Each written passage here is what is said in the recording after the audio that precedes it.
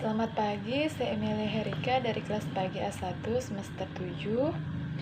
Pagi hari ini saya akan menjawab soal UTS Manajemen Pemasaran Internasional dengan NIM 1701041640010. Dosen pengampu Ade Mursalin SE MM. Untuk mempersingkat waktu, saya akan menjawab soal pertama bagian A.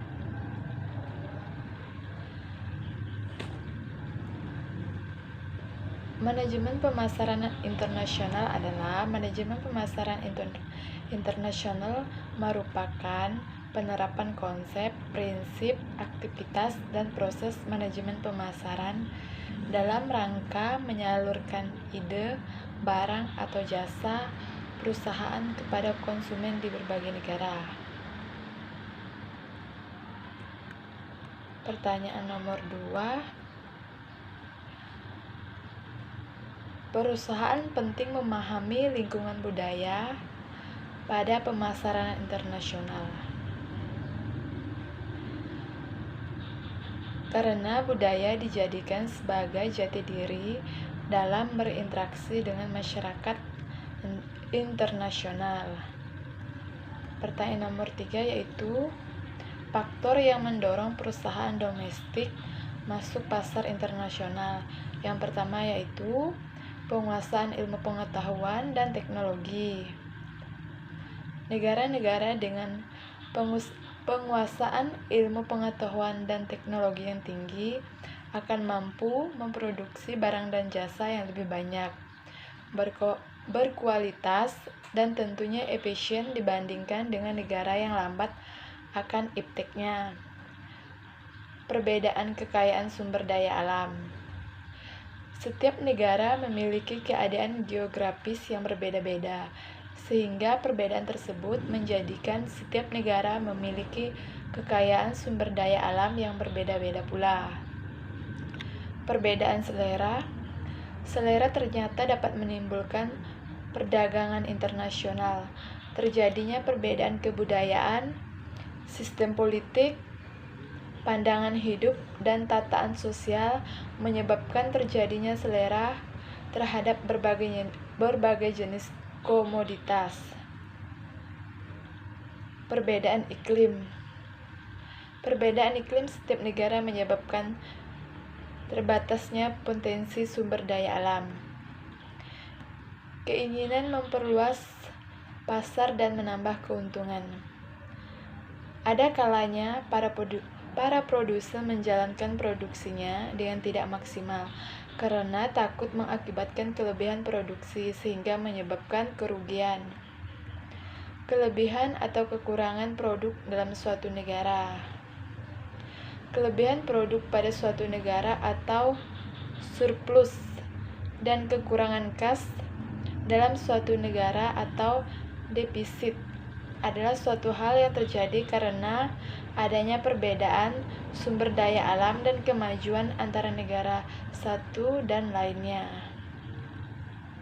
Pertanyaan nomor 4 yaitu tentang hambatan dalam pemasaran internasional yang dilakukan dengan melalui ekspor ke negara tujuan.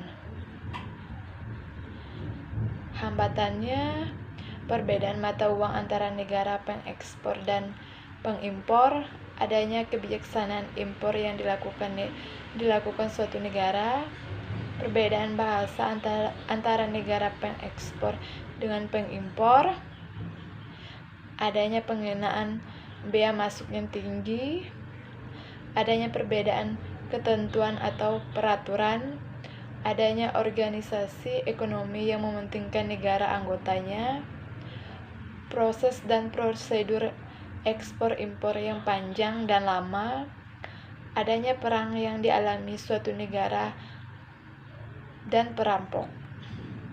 Pertanyaan nomor 5 yaitu tentang mengapa perusahaan harus mempelajari segmentasi pasar suatu negara tujuan pemasaran internasional. Segmentasi pasar apa saja yang perlu dilakukan untuk mengetahui pelanggan potensi bagi produk perusahaan.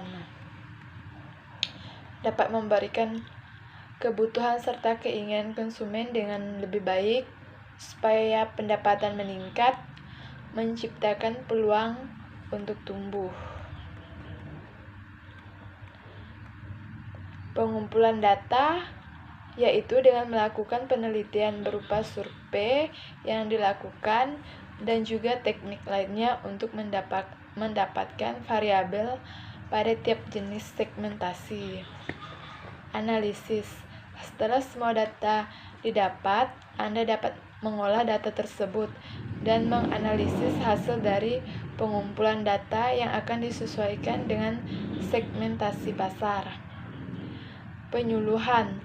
Tahap ini adalah Anda mengelompokkan hasil dari analisis dan pada tahap ini hasil akan tersaing. Manakah produk yang sesuai dan juga mana pasar yang sesuai. Pertanyaan yang terakhir yaitu tentang video.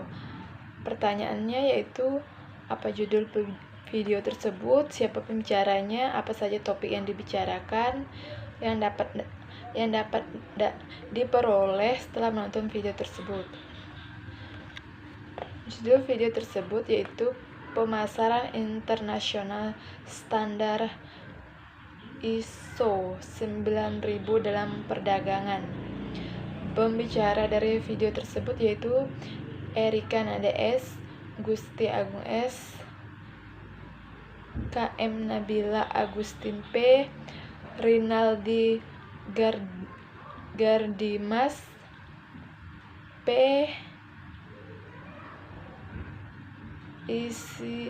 Isiutatun H, Yasser Badami. Topik yang dibahas dari video tersebut yaitu pasar tunggal Eropa. Penjelasan tentang mengapa menggunakan ISO 9000. Yang saya peroleh dari menonton video tersebut yaitu salah satu alasan mendasar pentingnya belajar manajemen pemasaran karena pemasaran mempunyai peran yang sangat besar dalam pertumbuhan dan perkembangan ekonomi. Pemasaran merangsang penelitian dan ide-ide baru yang akan menghasilkan barang dan jasa yang baru dan inovatif.